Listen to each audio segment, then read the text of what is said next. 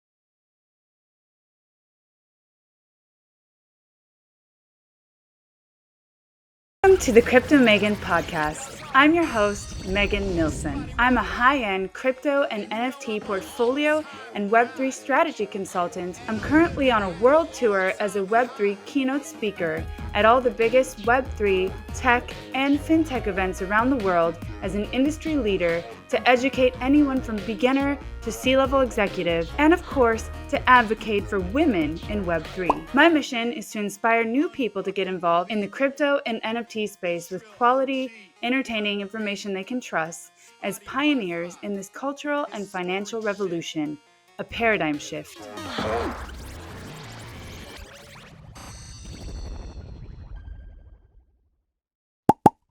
Communication in Web3 is highly fragmented and frustrating. Users have to check various channels to stay up to date with their digital assets, sifting through thousands of spam and notifications.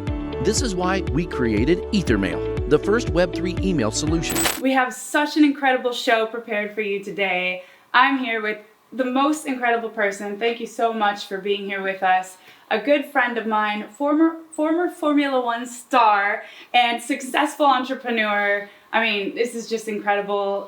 Bertrand Gauchot, thank you so much for just being on the show today and sharing your story. Thank you for your interest. Yes, we are here at Casa Hype, home of hype in English, here in sunny southern Marbella, Spain. And this is one of the drinks that was actually sponsored by, sponsoring the World Cup, right? Yeah, the Argentinian football team. Yes, yeah, and so this is the drink. As you can see, it's really, really good. And we are going to go over some really cool things today. Not only about how you built this empire, which is Hype, which is an energy drink brand, but also supplements now and branching out into functional drinks. But also your life story. It's just so intriguing, and you just have the most incredible story. And we've talked about this so many times off camera, and I've had the pleasure and the luxury to be able to listen to these stories of yours because they've really motivated me. And so I think the listeners are going to be in for a real treat today. Well, I want to tell you that I have the highest respect for you always, and I always said to you that you should come and join Hype, but I was never successful, so that's how it is. But I am an ambassador just in itself because I love this drink, and he actually has one that's called cheesecake, and it tastes exactly like cheesecake. It's insane. I don't know how you do it. You do some magic here, but yeah. So I'm just gonna get right into it because we have so much to unpack and not enough time. No time would be enough to be able to tell all of the intricacies of your story. But I wanted to get started by just kind of letting the listeners in on who you are, your life journey, where you started. So many people may know you as the former Formula One star, right? And so I want you to kind of like give us an insight about what your life was like going into that and how you discovered your love for the sport. Yeah, it was just a passion. I saw the movie Le Mans when I was a kid with my dad. We went to see it, and it was with Steve McQueen, and I just loved it. And I started to do karting, and but rental kartings, and then I really liked that. And then eventually I saved up money. I worked all summer, and then I bought myself a racing kart. And then eventually I started to do that. And even though I was still going to school and university, I was racing, and my goal was to become a Formula One driver. And yeah, so it took a few years, and eventually I got lucky. I got and I became, I fulfilled my dream to drive these cars. And yeah, it was an incredible journey. But that's so crazy. So you started by karting, and you liked that so much that you decided you wanted to pursue to see what it was like to actually go for the real thing. So you don't come from a lineage, or your family wasn't already into Formula One. You just got into it through the hobby of yours. Yeah, no, totally. I was at school, and I remember I heard there would be a Grand Prix coming in Belgium. I was at school in Belgium, and I heard there was be a Grand Prix, and I only had like a little moped scooter that was doing 40 kilometers per hour. So I drove for hours to that track, and because I had no money to buy tickets, I had pliers, and I know it's not very good, but I cut the fence and I went in. And when I saw the race car come, I just the power, the immense power, the excitement was such that I said, I'm going to do this. This is what I'm going to do. You just set your sight on that, and that was it. That's what I wanted to do. So basically, it was like, a real challenge, and it was really interesting because I had to struggle a lot, but eventually I got there. Yeah, and I actually think those struggles are part of what makes you you, and how resilient you are, and how strong, and just your mentality. What the story you were telling me just before we started recording about how you had it really tough, and were you living out of a truck at the time, or I mean? For sure, we barely had the money to eat. The thing is, my parents said, you can always come home, we will give you a bed and food. But I didn't want to be home, so I was out there and I was trying to race, and I didn't have a place to stay, so I stayed in my own truck. Wow. Under my race car, and it was smelling a lot like petrol, but it was what you had to do, and it was okay. And these are times I don't regret. I mean, it doesn't feel real almost. It seems that a lot of Formula One drivers, they do come from more affluent families who can afford that, just like other sports that are more expensive. A lot of people start out, having that backup and that support from their family, and you didn't. And the fact that you decided, this is what I'm going to do, I'm going to make this happen no matter what. I think so many people get stuck in the thought of, oh, but I need to have this first, or I need to find the money from. I think they get caught up in the fact that they need to come from a certain background in order to fit in somewhere, or to be a part of something, and you broke all of those molds. Well, I just think that coming from a rich family has its advantages, and coming from a normal family has a lot of advantages too. And you just have to make the best for yourself. You see, like, I see the motivation when you're a rich kid, the motivation is probably not the same as when you are desperate, and that's the only thing that you have, which was my case. So I think, the odds are very good. As long as you live in a free society, wherever you start from is up to you. And I think, this is what's wonderful. I enjoyed that journey, The free society. And one thing that I really connect with you on is that you're such a free thinker.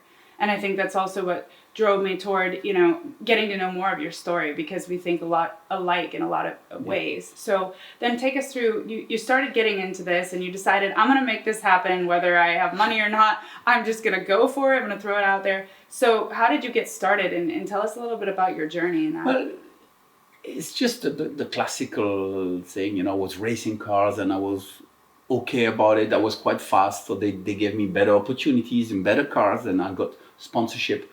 I must say, Philip Morris and Marlboro saved me many times, and it was just an incredible journey. Then I got there. Unfortunately, I was not successful as I wanted to be. I wanted to win Grand Prix and become world champion, but I didn't succeed in that. But But you won Le Mans. Yeah, but still, my ambitions was higher. But it's okay, and it was an interesting trip. I'll tell you that. Then I also was a bit unlucky and I managed it also badly, as I was sent to jail. I was sentenced in England for having had a fight with a taxi driver, which was complete rubbish. The whole thing was ridiculous, and. So you're at this pivotal point in your career where you're about to be number one, right? You're going. Well, I was doing good. I don't know if I was going to be number one, but it was going well, and the race before was doing very well, and I just had done the lap record and the fastest lap, and the next race I go to tribunal, and I think it's going to be a formality. I think they're just going to give me a fine. Right. That I had seen different lawyers, and they said to me, "Don't worry, it's only a fine," and they put me in jail for 2 years. So just over an altercation, just something happened, circumstance landed you 9 months before, happened 9 months. months before. Wow. And basically it was just to make an example. And this is where I learned about justice. I learned about, that life is not what you expect it to be. And that from 1 second, it will turn into something beautiful or terrible. Right. And in that instance, it turned into something quite, I wouldn't say it was horrible, but it was really an experience. And it turns like this. Yeah, and so you were telling me, and this is kind of the thing I think that makes you you and makes you so successful in whatever you do, because we were talking before and you said you reflected on that while you were in jail and you just accepted what had happened and decided that you were going to move forward no matter what and that you were going to accept the circumstances. I mean, it's quite incredible because a lot of people don't have that mental strength, that resilience. But, it was such a shock, and suddenly I was in, I remember when they locked me in that cell and they said to me I would have to be there 2 years. And I remember lying on the bed and thinking, wow, that's my life, and this, it's okay. And then you make the most of the situation. That's really the key. I made a lot of friendship in there, I met some interesting guys, also some guys I would rather avoid, but overall, it was very interesting, and I can tell you this jail system is something that does not work. It doesn't do good for society, but that's another story. That's another story, but it all ties into where we're going with this at the end about the free thinking and about what we're going to talk about with crypto and Bitcoin. But just to take us back a minute, so when this moment happened, this pivotal moment, Michael Schumacher was in the running, right? And so I think a lot of people don't know this about you, but you're actually friends still today, right? Yeah, well, basically, Michael Schumacher replaced me, and he did a great job. The car was very fast at that race, and he did a great job. He took his opportunity. You see, this is what is important. In life, when you have an opportunity, he didn't miss it. He took it, and he made the most out of it. And he became the greatest champion. So really respect to him. And what I appreciated, when I came out of jail, which was a few months later because I appealed and I went out of jail. Right. I came to the track, and the first thing that Michael did, he came to see me and he said, Bertrand, I'm really so sorry for what happened to you. It was wrong. Anything I can do to help you. And from that day on, we became friends, and we saw each other at the races always. And, I thought the guy is a brilliant driver, but also a good person. And, when my son was racing cars a few years ago, he was in a team of his brother, of the brother of. Wow. And I really like these people. The guy was a great champion and also a good human person. That's important. It goes a long way in life, that's for sure.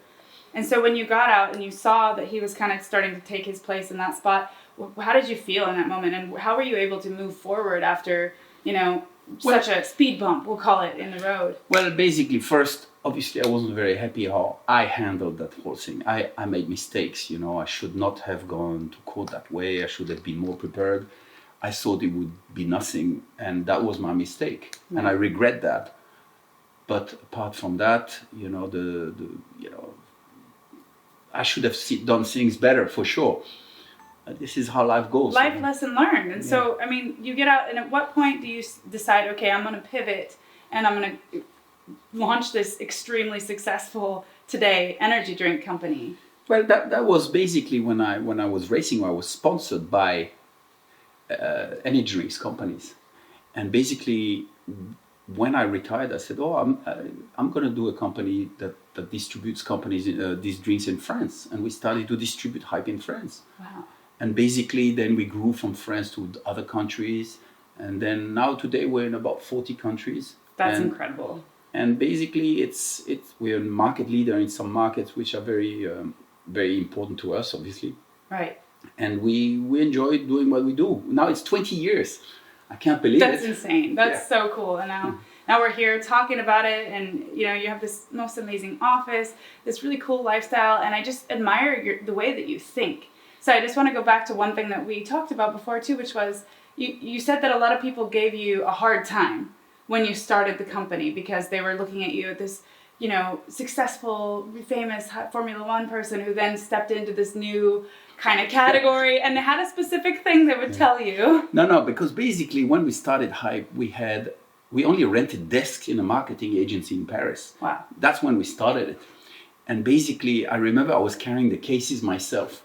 And as I was entering the office, these guys said, and I don't know who it was, jokingly said, from Formula One driver to delivery boy, where did he go wrong? You're transitioning, you're out of jail now. You're getting back into Formula One and you're trying to figure out what you're going to do now, right? What's your next step? So what did you decide to do when you... No, but the first thing which was amazing is when I was in jail, I was convinced no sponsor would want to be involved with me anymore. Right. And I thought I had no chance. But when I came back, it was exactly the opposite. And that's the irony of life. Sponsor came to me and they said, look, what happened to you was so unfair. We want to sponsor you. Wow. And basically I went to Japan and right away they put me in a car. That's incredible. Yeah, it was incredible. I mean, that's exactly the opposite of what you would expect. Exactly. So life sometimes has twists for you. And basically, I raced again and it was great. And, you know, I really enjoyed these years. And then eventually I had even the bad idea to start my own racing team and my own Formula One team, which was really a bad idea because it was a lot of work. But, you know, at the end, I finished my career in my own car, finished 8th at the last Grand Prix in 1995, and I'm quite proud of that. Not bad at all, is it? I lost every single penny I had, and but it was an experience which was incredible. Okay, this is just, I mean, it just feels like it's just so full of these moments where you're on top and then, you know, something happens and you just keep climbing back up, right? Yeah, I mean, exactly it's so hard right. to come back from that. That's an incredible point that you just made. You lost it all then. You went after your dream of owning your own team. You lost all your money. Everything I had ever made before and more, I lost. Yeah. But basically, it was an incredible experience, and you know, I'm proud to have done it. That's amazing. Because when you're young, you know, you can make it again. So I'm not a money person. Money for me is a tool, and it's never been something about how much money I would save. I'm not interested in that. What I want is to live, and really. That was such an experience. I wouldn't miss it for the world. Yeah. That's amazing. I mean, it's just so cool that you just go for things like that without thinking. It's like one of my favorite quotes from a movie I saw, the Top Gun, the last one. Tom Cruise, he's just like, you know, in this crunch moment, and he's like, you know, don't think, just do. Just do it. Just do it and just go with your instinct and your gut. Trust to, yeah, sure. Yeah. And you know, as a racing driver, I can tell you that many times at the start of the Grand Prix, you sit in your car and you don't start to think. You just say, let go, relax, let it go. And trust your instinct. And I think it's a really important thing to be able to do that. Because when you're tight, when you're nervous, you don't perform. And I think every person that has to perform has to let go and let the inner instinct or intuition drive you, and it makes a big difference. Yeah, I mean, I think a lot of people are missing that factor of just trying to have control over the moment and not really going with what their gut says. If you're tense, you're not going to perform. Yeah, you have to let go. In literally every sector, right? So, okay, so you do this grand venture. I mean, you have the adventure of a lifetime. You make your own team. Then you end up like this. What are you thinking now? I mean, most people, you know, they think about quitting. They think about giving up. I mean, it's just... I'll tell you, I wasn't too proud. Because, you know, everybody expected me to be successful and have resources, but I didn't know how to pay my rent, you know, when I finished this, and it was difficult. But, you know, eventually, step by step, it came back, and I started Hype, and Hype was very, very, very exciting, very good, and I saw huge potential, and I still see it today, and I enjoy every day at the office. You know, when I go to the office, I'm happy and I enjoy because this is like a playing field for me. And yeah, so we want to build the best products, and it's... And you do. Your quality is unmatched. I mean, it says a lot about you, how you make sure that every single product is done with, you know, the utmost care, and you make sure that people like it and that it tastes good and that it's quality ingredients, and not all brands can say that. And so I think you guys did an exceptional job there. No, for sure. And you know, commercially, I've learned that the best product doesn't necessarily win the war. But still, this is our mentality and this is our goal, is always to deliver the best products we can. And maybe we're not as efficient or talented as some others in marketing and in sales, but we know that the product that we produce are quality. Yeah. For sure. And just going back to one point then, so when you're starting Hype, you have very little resources. I mean, you're going off whatever you can. And I know that you gave me one specific phrase that stuck with me, and I have to share this with our listeners because it really made me think, wow, I mean, this is just so inspirational. So people gave you a hard time, right, for doing it yourself? No, but basically I was delivering the drinks myself. Mm-hmm. And when I came into this office to deliver the drinks, I remember this voice I heard behind me said, from Formula One to delivery boy, where did he go wrong?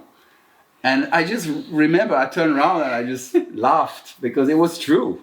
But I knew Hype would be successful. I knew I would be successful. And it was just part of the journey to deliver the drinks. I had zero issue with it. And I took it as a challenge.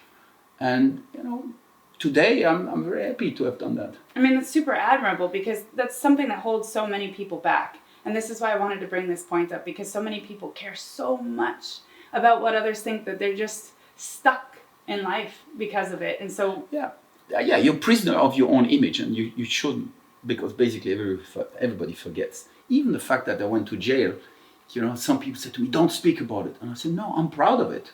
I'm actually proud to have gone there, to come out. It was an incredible experience. I can tell you there's a lot of people that are in jail, they shouldn't be there. Right. And there's probably a lot of people. Anyway, the thing is, it was a very interesting experience, and I'm really proud of it.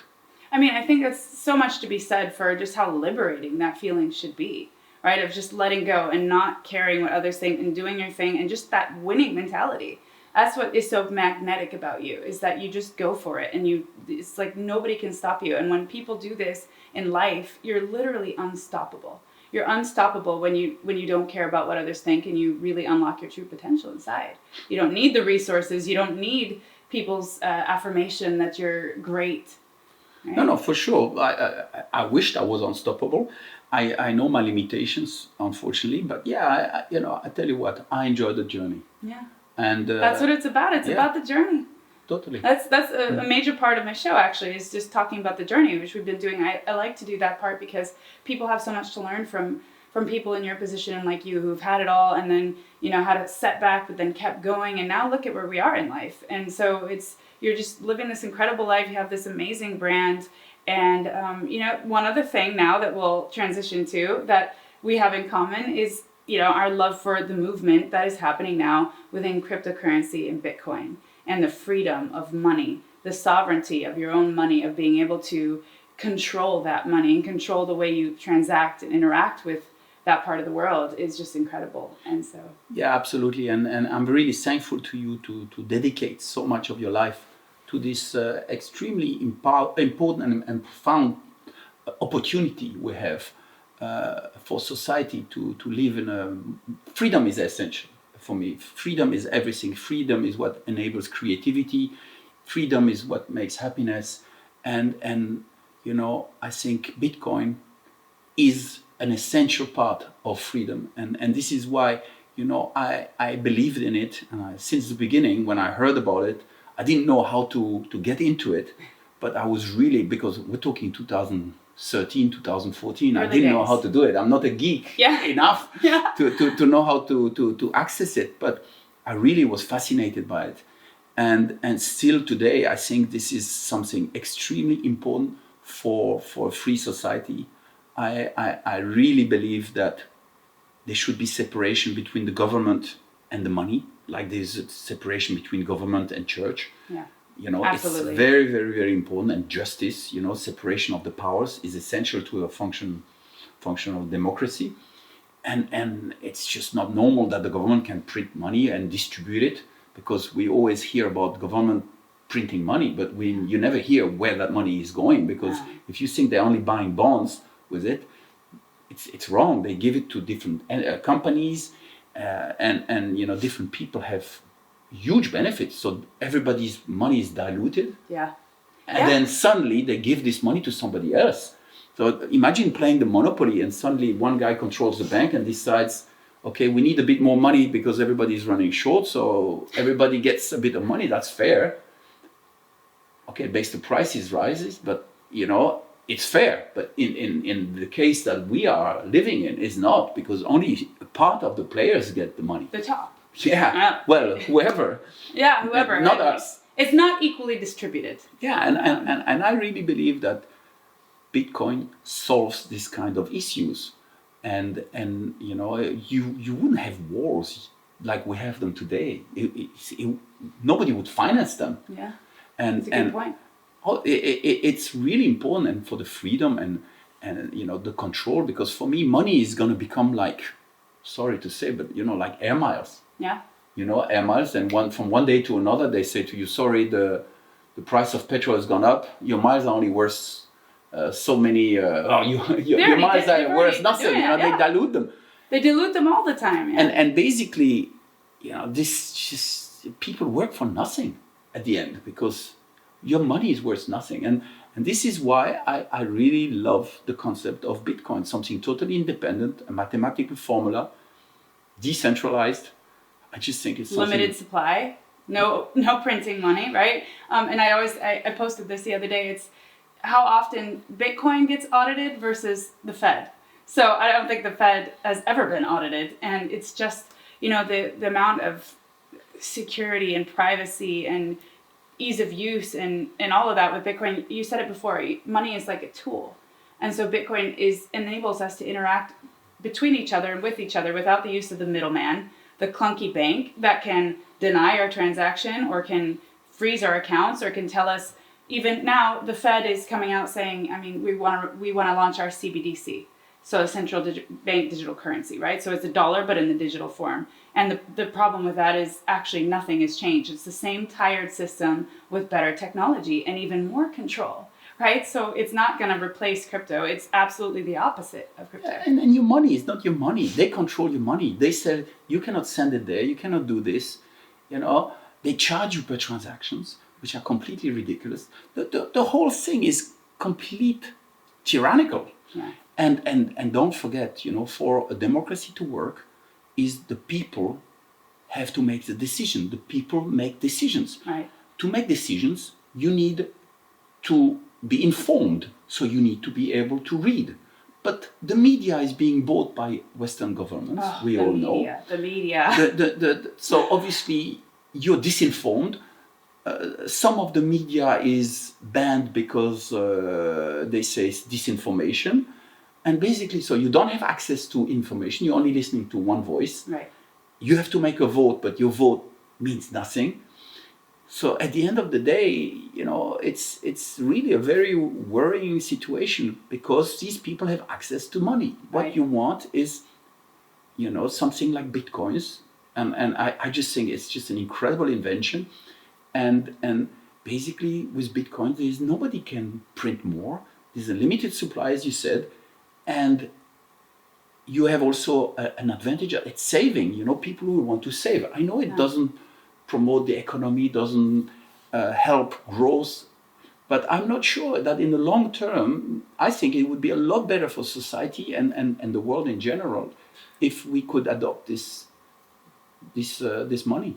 Absolutely. I mean, just this tyranny that the government has had for this long now, it's like a breath of fresh air for people who get to use these tools that, I have to remind you, only previously accredited investors had access to.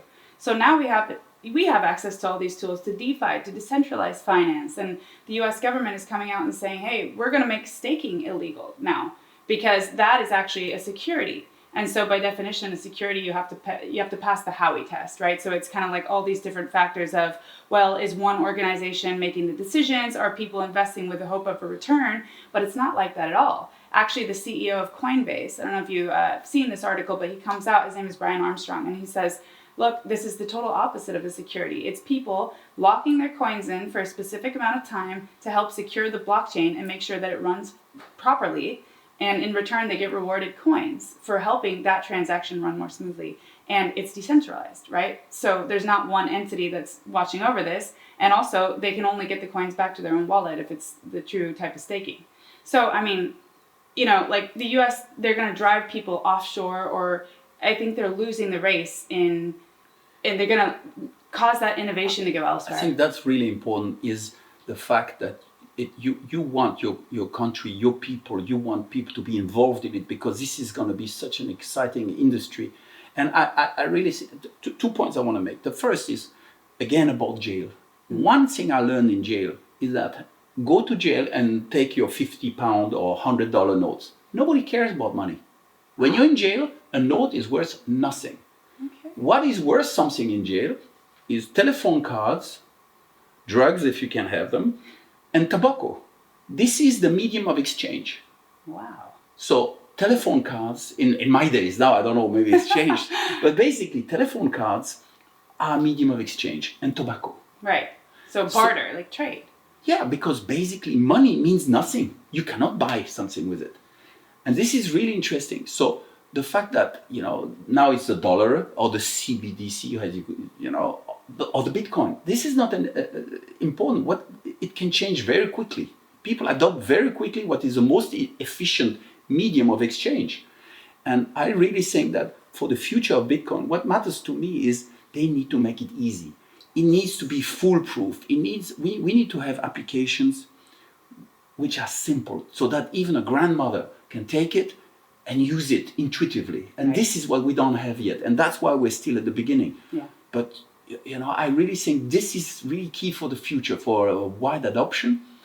I think people would use it a lot more. People are daunted because it's too complicated. Right, right. Yeah, and that's the whole issue. And that's one of the reasons why I want to make this more mainstream. I think we need to break it down, make it simple. The UI and UX, it needs to be better. Yeah. Because right now, only, like you said, you have to be kind of an internet dork to get into it. And people are scared to lose their coins because Yeah. they used to have somebody they can call if they have a problem. Yeah. But with Bitcoins, Nobody to call. you have nobody to call. It's gone. I always say with great power comes great responsibility on our end, right? So we have the responsibility to get educated. That's one of the reasons why I'm pushing so hard, because I want people to, start to want to get educated, to learn more about it, to get involved. And I love that aspect about it, is that you have to become responsible. Yes.